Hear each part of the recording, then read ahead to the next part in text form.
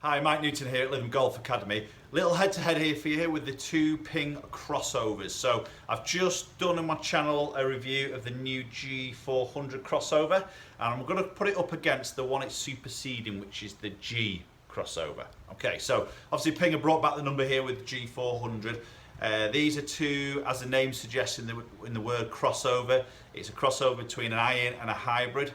Okay, so it's giving you an iron-like performance in terms of dispersion control, but you're getting that ease of hit, ease of launch that you would experience from a hybrid.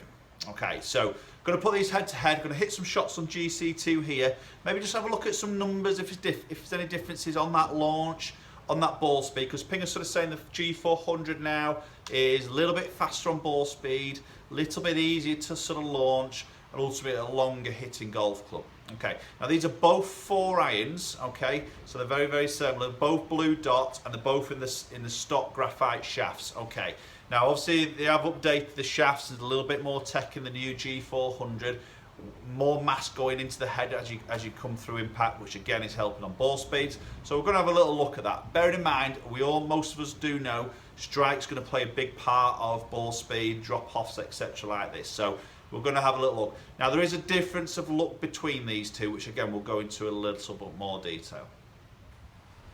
Okay, so we're going to start with the G crossover, which is the previous sort of model here. So I was never really a great fan of this, purely as the look of it. It does look very chunky, and we're seeing a lot of that back of the golf club sticking out from the top line, especially in that toe section. It sort of veers out, and you see a lot of weight sat on the end of that toe section. So it was never a great looking golf club, and that was sometimes the feedback I got a lot from customers. They put it down, they just instantly didn't really like the look of it.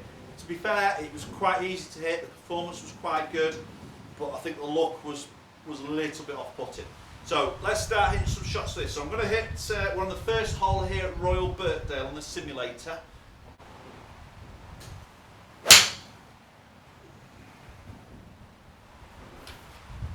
Just pull that fraction there, might just hit that trap, no, just short of it. A little bit toey that strike.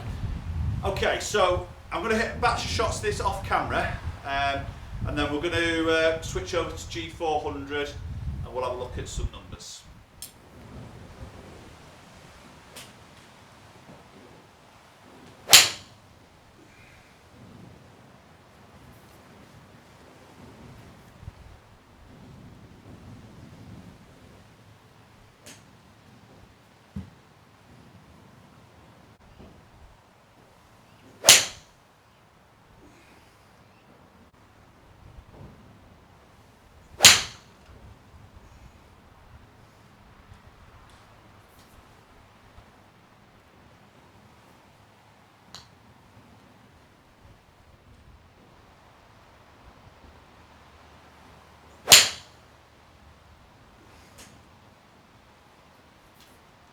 Yeah, lovely ball flight. Again, very, very easy to hit.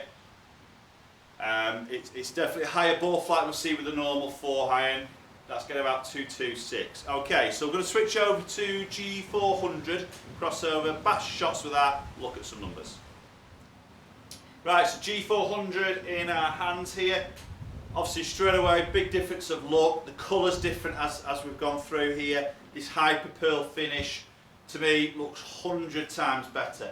I don't know whether it's the colour, obviously going lighter in the shape, in the colour of the head against the dark finish makes it look bigger, but it does look bigger from heel to toe. It looks like there's a lot of hitting area there, which does look, as I mentioned in my review, quite inviting to hit.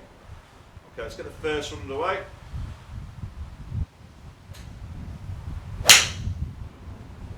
Wow, just nailed that. That's a really good strike. Yeah, feels fantastic. The sound is a little bit different. Ping is saying they've done some G-acoustic work from last one to this G400 version. Doesn't quite sound as loud. I don't know what it picks up like on camera here. Ball flight looked very similar in terms of the flight of it. Did feel quite powerful there. I mean, the strike was good, but it did look like it got out there quite aggressively. So again, I'm going to hit some shots just off camera here, get a batch of numbers, and then we'll have a look at them.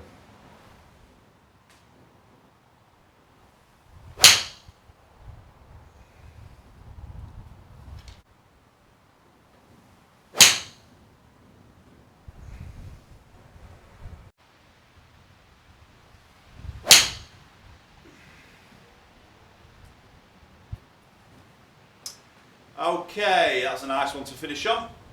Little bit toe shot, but it's nice and straight.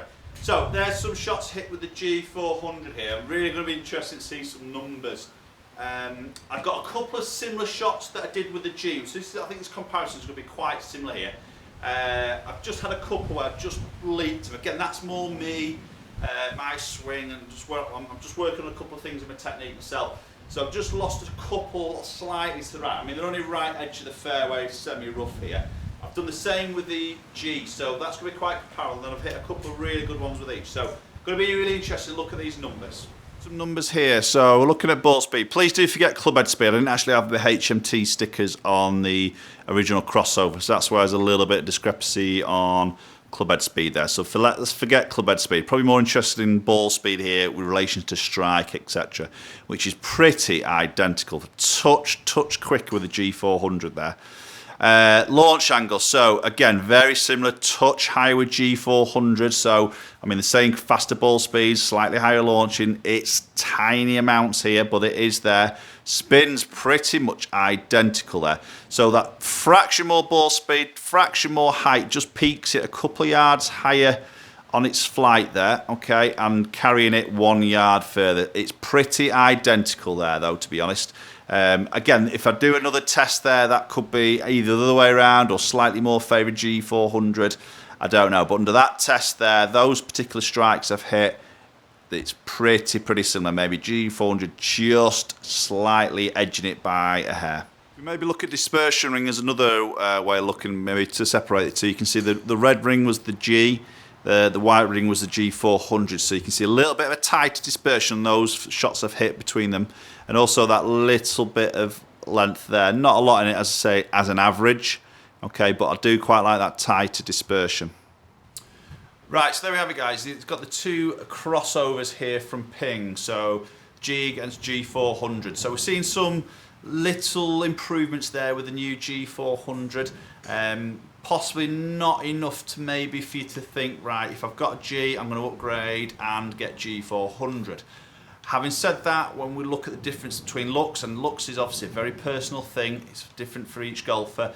Looks wise, it's a bigger difference. You know, that's where, you know, if I personally had that and I looked at that, tried that, I would change straight away, purely on looks alone. Yes, that little bit of performance is nice.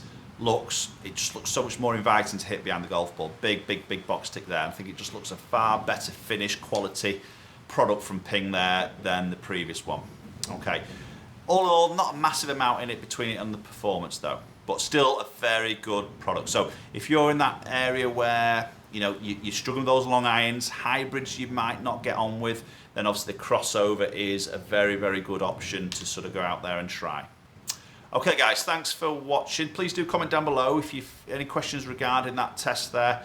Please do subscribe, and hopefully we'll catch up with you all very soon.